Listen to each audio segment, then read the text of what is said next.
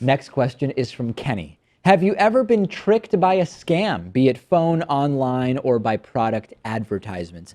I think by product advertisements, in some sense, I've been tricked in that I've made product buying decisions based on self-professed claims about a product or service from the provider of that product or service, and it wasn't a good product or service. And I don't know that I would call that having been tricked by a scam. I mean, certainly there were times in my younger days where I would learn about an Amway, Cutco type pyramid scheme, effectively is what it is. I'm sorry, they call it multi-level marketing. You're not supposed to use the term pyramid scheme. Pyramid schemes are illegal and not allowed. You know what I'm talking about. I never actually went in on it and paid whatever the initiation fee was. But I did start to look into it in pretty significant detail where I thought it was going to be a great thing and it was going to be a good business opportunity for me, but I stopped short. I did talk about that apparel business. I've told the story before that I invested in when I was like 19 years old, and it was absolutely and utterly bogus in terms of a bona fide company with potential for return. And I learned a lot doing that. Was I tricked by a scam? I was certainly convinced into making an investment that was not a good investment. So in a sense, I guess I was tricked. I think I'm good at telling what a scam is when I see it right away. But sometimes I just want to believe it so badly that I'll investigate more and more into it. So Yeah. I saw an apartment listing on Craigslist for $600 a month in Arlington, Massachusetts. It's not that out there, but that does seem very, very low for the area. A normal apartment here may be 800 to 1,000, 12. I mean, it depends, obviously, but, you know, something that's affordable. This was quite below that range. And then they say, hey, you know what?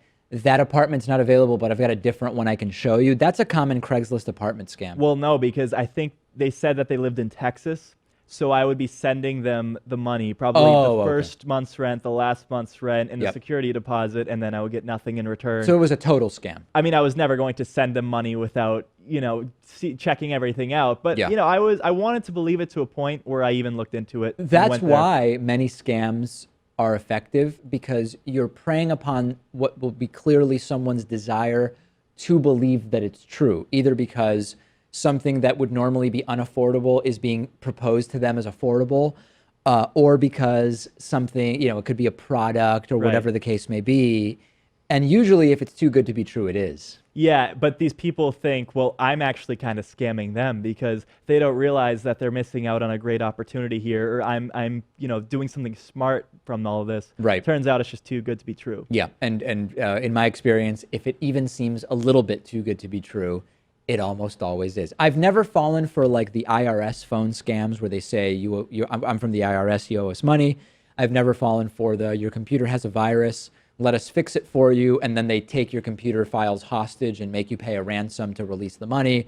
I've never fallen for the electricity broker scams that are now really common in Massachusetts because of deregulation. I know you get some of those calls. Oh, absolutely. The same ones over and over again. I actually have to go. I have to speak to a Nigerian prince who's promised me quite a lot. Sometimes I used to when I had more time on my hands. Now I don't even have the time to consider doing these things. When I would get those, like, I'm barrister, whatever, and I work with a very rich family in Nigeria, and we've got $5 million that we need your help getting out. We just need you to send a check for $3,000 for the legal fees, blah, blah, blah, blah, blah. I used to respond and say, I'm super interested. Let's discuss how can we do this, blah, blah, blah, blah, blah. I don't have the time for that nonsense anymore. I do it.